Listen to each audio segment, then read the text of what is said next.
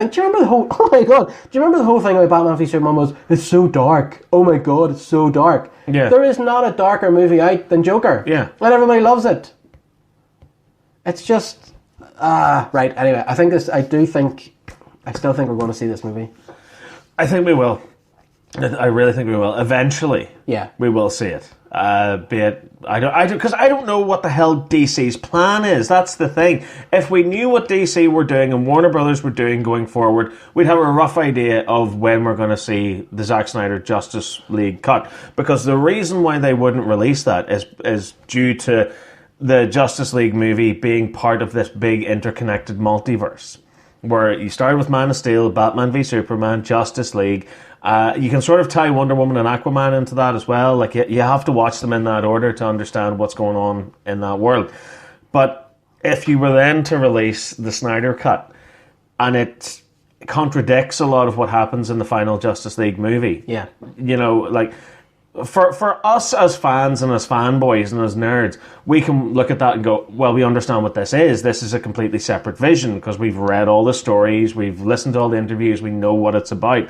But for the bigwigs, for the studio executives sitting up there, they're not going to release a movie that contradicts their entire cinematic universe. The only downside to that is we don't know if this cinematic universe is continuing or not. We don't know if Wonder Woman 84's got anything to do with this current universe. We don't know if... Does Shazam fit in there? If so, where? I mean, Well, I that was know... Henry Cavill's Superman at the end. Yeah, I know, but and you see the Batarang and everything, but like, does it fit in? Do you have to watch Shazam to make the rest of the story make sense? I've been thinking about this and it's how sad my life is. Fair enough. Here's what I think. I think moving forward, and forgetting about Joker altogether because it's completely its own thing. I think I think Man of Steel, Batman v Superman, and Justice League are gone. Yeah. And that's them wrapped in a bubble, that's them in their own separate universe. I think forget about them. It may be the same actors playing the same Wonder Woman and Aquaman and Flash moving forward, but I think from now on the DC universe really started with Wonder Woman. Yeah. Suicide Squad. Suicide Squad, yeah. Even though Ben Affleck's in that, because we've got the same Harley, so I think just forget about the Snyder movies. Do you know what they need to do? Flashpoint. Well, that to me would be the way to pull it all together. They need to do Flashpoint. Yeah, I think they are going to do Flashpoint. And do you know what the worst part about that is? Like, it's just because the Flash movie has just fallen through so many times now. We should have had that by now. Yeah. And it would have made so much more sense for the audience. Well, because I mean, like Man of Steel and the Ultimate Cut of Batman v Superman, they're too good of movies to lose from this. I know, and like when you think of the whole nightmare scene and the Omega, and it just there's so many exciting things happening. And the best thing is, Flashpoint would explain that away. Yeah. So simple. But we are getting a new Gods movie, so maybe that'll explain it. I don't know. Clerks 3, Kevin Smith has confirmed that they're doing Clerks 3. Take a drink, everyone. Kevin Smith's announced the project. Story-wise, have you read this about what the story's going to be?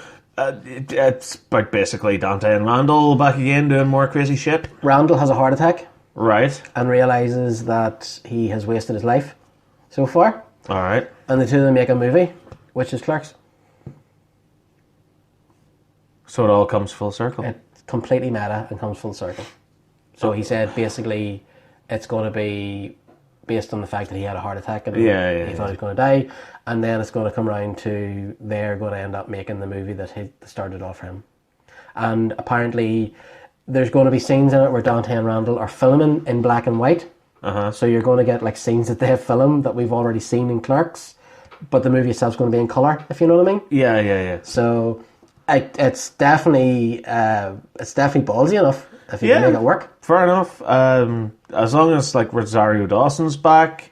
Which it has to be though. Yeah, and as long as that's like a true continuation of Clerks 2, because the last thing I want to see is going to watch Clerks 3 and Dante is not together with her anymore, and like, you know, because it'd just be depressing. Yeah, no, definitely. But it sounds, I'm in. Like I love Dante and Randall, and I would keep watching these movies. I mean, honestly, like Randall's my spirit guide at this point. I love him. like the older I get, the more I identify with him. Here comes Randall, he's a berserker. No, that's Cage goes into the salsa. Our man's in the salsa. Sharks in the salsa. Salsa shark. We're going to need a bigger boat. Right. Yeah, Clark's is amazing. The Birds of Prey and the Emancipation of One Harley Quinn trailer. Yeah, the Fantabulous Emancipation. Chaos. Kacha. It was very chaotic. Baka. Yeah. Words. It definitely looks like a continuation of the Suicide Squad. Very much so. It's done with the. It's roughly. It looks like it's done with the same style. Yeah. It looks like it fits in with that universe and the world in which Harley Quinn lives. Yeah. Which is supposed to be bonkers and mental anyway. I love the fact they put the babies in there. Oh yeah. The hyenas. Yeah. Bud and Lou. I love that. Yeah. So that's a nice little touch. Apart from that, though. Yeah, it's a very chaotic trailer. Yeah. I actually kind of had a bit of a headache after watching this. Yeah, it's like eating ice cream way too fast. Yeah. Almost. It doesn't really give a good idea of what the story's about, I think. Yeah, but it seems to confirm everything we've been reading before. Yeah. But I mean, I'm just thinking for Joe Public that's sitting watching this. Yeah. Like, they'll go, what the fuck? February. It's only a few months away. Yeah, it's February, yeah. But like, having said that, I love Robbie as Harley Quinn. Mary Elizabeth Winstead as Huntress, yes, please. I even love the idea of Rosie Perez as Renee Montoya. Yeah. I don't really know enough about Journey Smollett-Bell. I don't really know enough about her, to be honest with you. No, we know. I know a lot of people are complaining about they're not wearing the right costumes and everything, but this is a down and gritty real world. This is... I can see this being like, it doesn't turn into the Arrowverse until the last 5 minutes kind of thing. Do you know what it looks like to me? It's the world that the Joker lives in, like the Joaquin Phoenix Joker. Mm. It's the world he lives in viewed through the lens of Harley Quinn. Yeah, well, there seems to be a scene, and I don't know if you picked up on this, the scene where Harley looks like she's being tortured. Yeah. And that's where the whole diamonds are a girl's best friend scene comes from. Mm. It sort of gives the impression that Harley goes into her own wee world while she's being tortured. Yeah. Which I kind of like. Well, it makes sense to me. But yeah, I mean, I'm excited for it. I'll not really know until I see the second trailer. Yeah. But I am a big fan of Suicide Squad. I know a lot of people aren't. I love Suicide Squad. I remember you saying you didn't like Suicide Squad. No, I always like Suicide Squad. Right enough. Yeah. All right, fair Even enough. coming out of cinema, I was bouncing after seeing Suicide Squad. Class. Yeah. All right.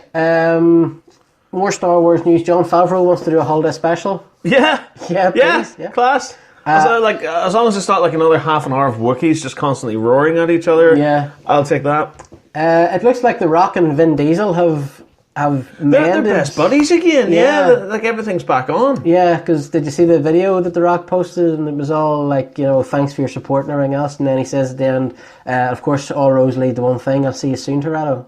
Yeah. Yeah, please. Please. Because it's Fast Furious 10, is it now? 9. I've lost track of the Fast and Furious. Apparently it's going to end with 10. Really? 10's the end? But apparently it's going to do. Well, no, it'll end with 10, then there'll be like a multitude of spin-offs. Well, we know already there's going to be a multitude of spin-offs. I don't care. I love these movies. Yeah, me too. Even Hobbs and Shaw, which I thought was completely empty, was fun. Yeah, it was nonsense though, wasn't it? Yeah, because funny, I watched it again the other day, and it's utterly shite. Yeah.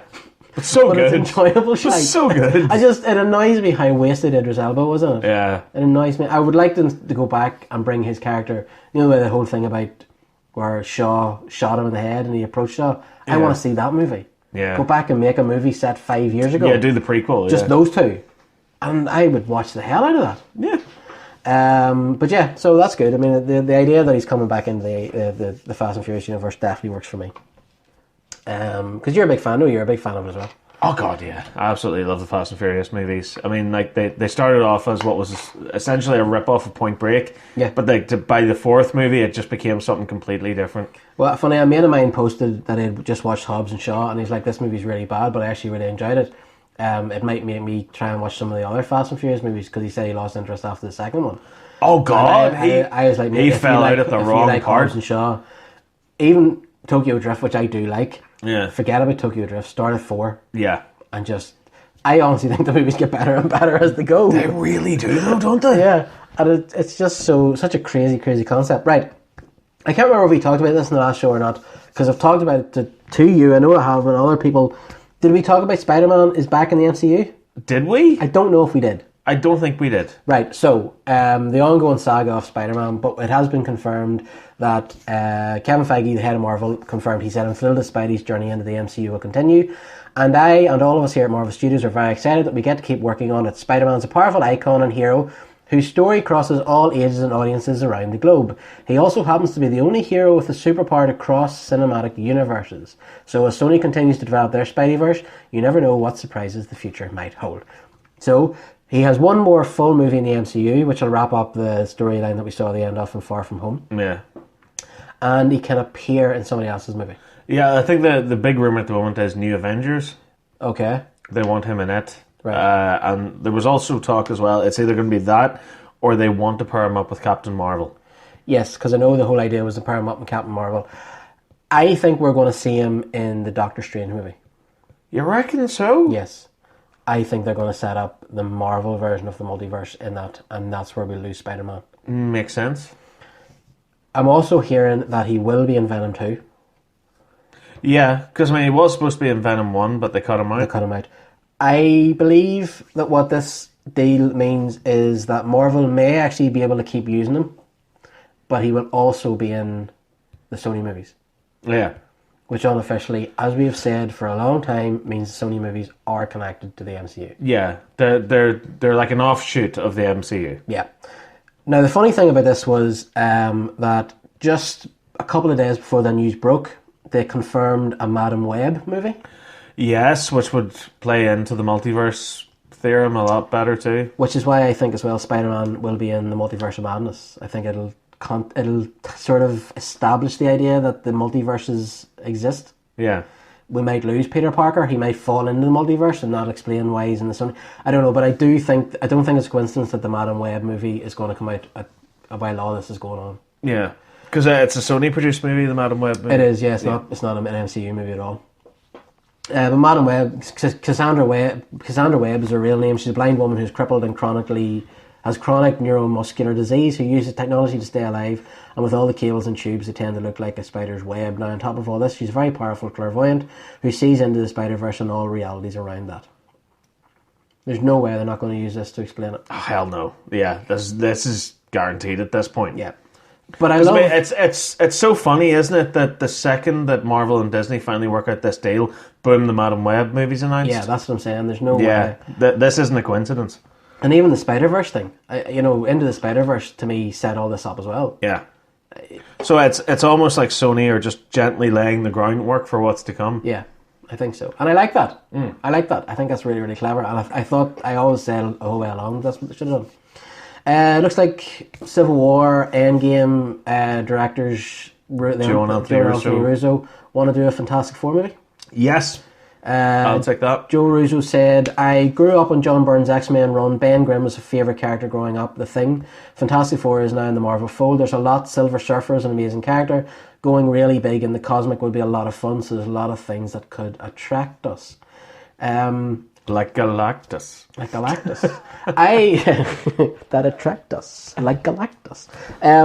I have a really love-hate relationship with the Russos because I loved Infinity War. I didn't really care that much for Endgame. No. I loved The Winter Soldier. I didn't really care that much for Civil War. I liked Civil War a lot.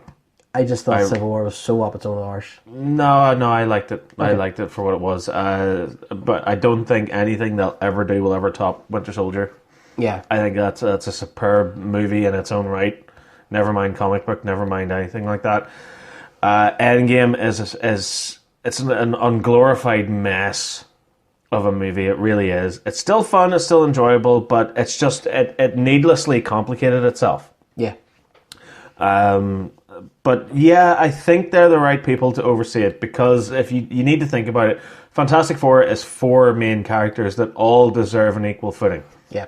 And one thing that the Russos have proved themselves absolutely adept at, along with Marcus and McFeely, the writers, is that they can have a movie with all these superheroes in it, and each of them gets their fair share. Yeah, no, I totally agree with that. So I think out of everyone that's worked so far with it within the MCU and have proven themselves in the MCU, I think the Russos are the right way to go.